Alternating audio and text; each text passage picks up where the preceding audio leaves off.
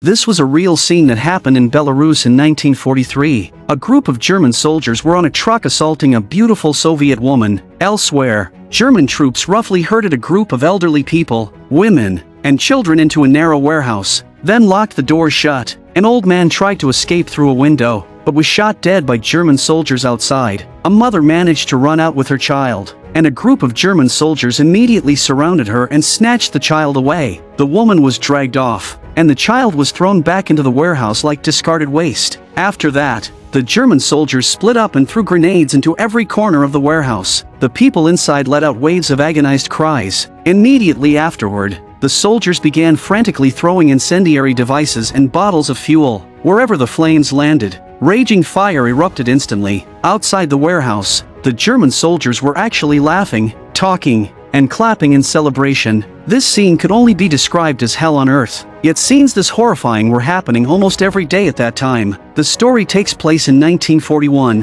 when Nazi Germany launched a full-scale invasion of the Soviet Union. 16-year-old Flyora, determined to join the Soviet partisan forces, went digging for weapons in the ruins of the battlefield with his friends. Only by having a gun could he join the Partisans and go to the front lines to fight the Nazis. At last, he found a German rifle buried in a sandy area filled with corpses. What he did not realize was that his nightmare was just beginning. When his mother saw Flyora return with the rifle, she angrily scolded him and refused to let him enlist under any circumstances. Her husband had not yet returned from the battlefield, and there were also two young twin daughters at home who needed care, but Flyora had made up his mind to go to war. His mother, furious and desperate, rushed at him with a rope and beat him relentlessly. Unexpectedly, the Soviet partisans came to their home on their own initiative. His mother was powerless to stop them from taking Flyora away, and the separation left her crying in unbearable anguish. Flyora finally achieved his wish and joined the Soviet partisan forces. Here, the heroic battles he had imagined never appeared,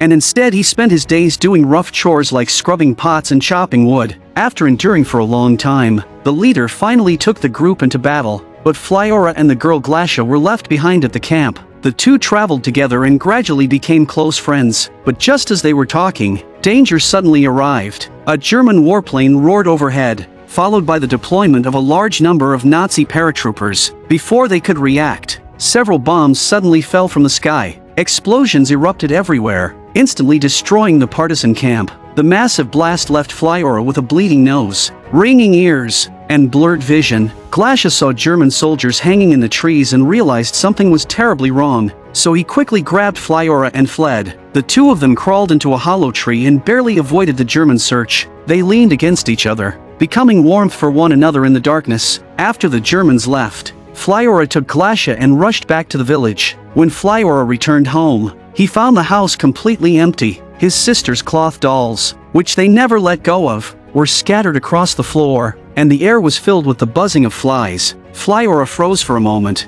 then took out the milk liquor his mother had made from the kitchen and invited Glasha to drink with him. He ate and drank with enjoyment, but Glasha took only one sip and immediately spat it out. It had gone bad. Suddenly, as Flyora stared at the dolls crawling with flies on the ground, something seemed to click, and his head began to ring violently. He rushed out the door, desperate to find his mother and sisters, but after running through the entire village, he could not find them anywhere. At that moment, Flyora suddenly remembered a secret hiding island nearby, and thought that maybe his mother and sisters were there. He immediately took Glasha and ran toward the island, but before they got far, Glasha suddenly turned back and saw piles of bodies stacked behind the wooden houses. All the villagers were dead, killed by the Nazis long ago. In fact, Flyora had known the moment he entered the house. He just refused to accept the truth. Glasha screamed loudly to warn Flyora, but he showed no response at all. He only led Glasha into a swamp, because passing through it was the only way to reach the island. The two struggled forward step by step.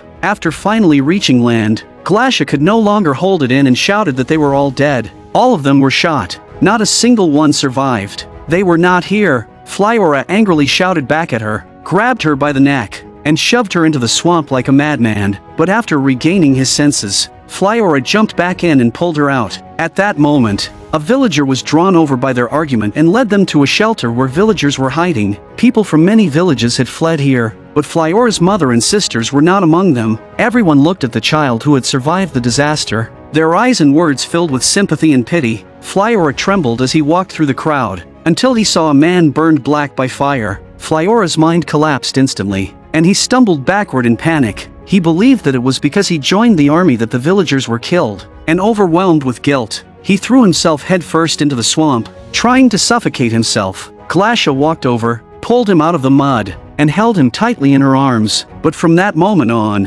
Flyora's eyes became dull, and his expression grew distant and confused. Even under Glasha's careful care, his face showed no emotion at all. A few days later, the shelter was running out of food, so the men decided to go out and search for supplies. They found Flyora and wanted to borrow his gun, but he refused to let go of it. With no other choice, the men took him along with them, and so they set out on their journey to find food. After searching all day without finding anything, they instead wandered into a minefield laid by the Nazis. A violent explosion instantly took the lives of two companions. Before there was even time to grieve, a flare suddenly appeared in the sky, exposing their position. The German soldiers immediately opened fire. Flyora dropped to the ground and avoided the bullets, but his companion was struck multiple times. Flyora cautiously crawled over to him, only to find that he was already dead. Another burst of gunfire followed, and the cows in the grass were also hit. Flyora crawled behind a cow and narrowly survived. When he woke up leaning against the cow's back, white mist had already spread around him. He wanted to take the cow back to feed the villagers, but with his small body, he could not drag it no matter how hard he tried. He then tried to cut some meat off, but did not know how to butcher it and could not cut anything off at all. Not far away, Flyora found a horse cart, and despite the farmer's repeated warnings, he insisted on using it to pull the cow back. Before he could load the cow onto the cart, a German armored vehicle suddenly appeared nearby, along with a large number of German soldiers. The farmer suggested that Flyora take off his coat and hide it with the gun in the haystack, pretend to be his already dead son, and let him pull him back to the village. But by then, the German troops had already surrounded the entire village, and in the end they were all driven into a wooden house. The house was packed with villagers. A large group of German soldiers gathered outside around it, and two soldiers stood guard at the door. Before long, Flyora was violently dragged out by the German soldiers and collapsed to the ground. Some villagers were frantically chased by German soldiers, and on the village streets, curses and cries blended into one chaotic roar. The men were driven together, forced to form a large circle, and made to run around an open space while the Germans mocked and toyed with them at will. All the food and livestock were also completely seized. After that, all the villagers were herded into a narrow warehouse, and the doors were locked shut. Flyora was among them. An old man tried to escape through a window, but was shot dead by German soldiers outside. At this moment, a German officer said that if the children were left behind, people could crawl out through the window. The crowd angrily cursed them, saying they were no better than beasts. With nothing left to lose, Flyora was the first to climb out through the window. What awaited him,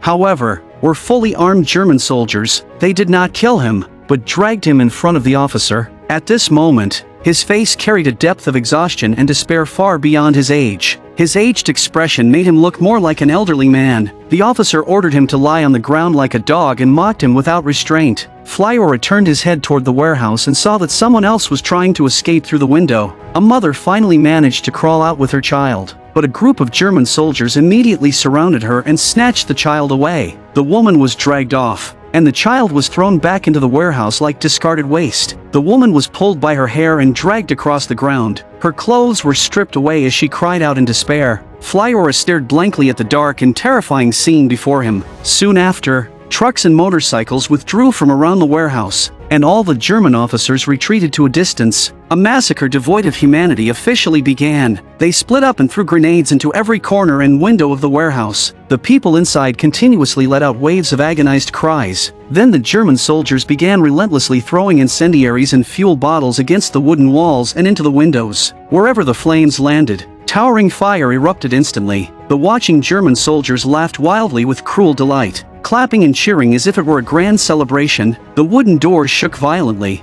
but it was completely futile. Seeing that people inside were still struggling, the officers immediately ordered gunfire. Dozens of machine guns concentrated their fire and raked the warehouse mercilessly. Among them were Germans filled with excitement and others who watched coldly from the side. Still unsatisfied, the Germans sprayed burning flames toward the warehouse with flamethrowers. The fire grew stronger and stronger, and the screams from inside were heart-rending and unbearable to hear. In the end, the entire warehouse was reduced to ashes along with the final cries of men, women, and children. Flyorus sat helplessly on a sand dune, staring in terror at everything happening before him, unable to utter a single word. The village houses were also set ablaze one after another. Flyorus was dragged before the commander, who pressed a pistol to his head and summoned a photographer to take a commemorative photo. The commander struck a heroic pose, while Flyorus could only kneel on the ground, staring blankly with wide eyes as he endured the humiliation of these officers. After the photo was taken, the commander did not kill him,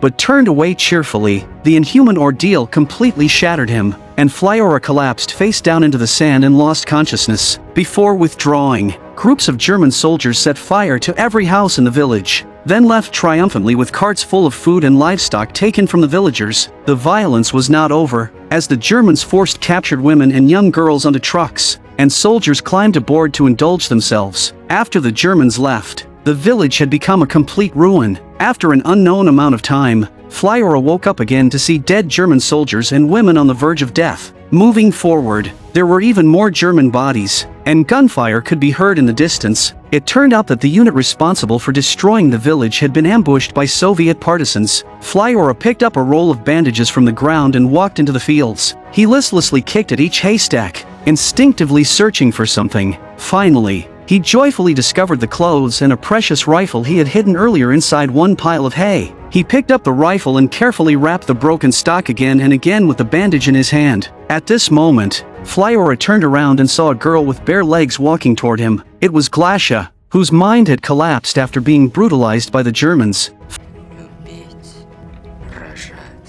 Flyorus continued walking along the road and arrived at a place where a crowd had gathered. The partisans had captured several German soldiers and collaborators. The once arrogant German commander was now filthy and trembling, crouching on the ground as he awaited judgment. A collaborator stood up, trying to gain sympathy by claiming shared nationality. Only now did he remember that he was Soviet. How shameless it was. The partisan leader intended to make them face the consequences of their own actions and ordered fuel poured over them. The Germans panicked in fear, but the partisans did not do that, and instead ended their lives with only a few bullets. After the executions, Flyorus' face was now deeply weathered and aged. He walked to a muddy pit, raised his rifle, chambered around, and fired at a close-up image of Hitler floating in the water. What he shattered was not only the image beneath his feet, but the hatred he carried in his heart. He fired several more shots, and with each shot, Hitler's crimes seemed to rewind. With each pull of the trigger, Flyorus' hatred eased slightly. Time reversed from the outbreak of World War II back to before the war began. It felt as if the earlier Hitler disappeared. The global catastrophe might never have happened, but when time rewound to Hitler's childhood, lying in his mother's arms, Flyorus hesitated and stopped shooting. This moment of mercy became the strongest cry for humanity itself. Flyorus came back to his senses, and urged on by his comrades, he carried his rifle and strode forward to rejoin the partisan march. The film ends here. The movie is titled Come and See. Released in 1985, the story depicts real history from Belarus. As an anti-war film, it contains no thrilling battle scenes or spectacular combat imagery, yet it is regarded as one of the most terrifying war films ever made. The film is filled with powerful metaphors about the cruelty of war. For example, Flyorus' face transforms from youthful innocence into deep lines and exhaustion under the devastation of fascist invasion. At the same time, the actions of the German soldiers provoke anger and fear. Statistics show that German forces destroyed 628 villages in Belarus, and the villagers suffered unimaginable devastation. That concludes today's video. I am a film enthusiast. Thank you for subscribing to my channel, and I will see you next time.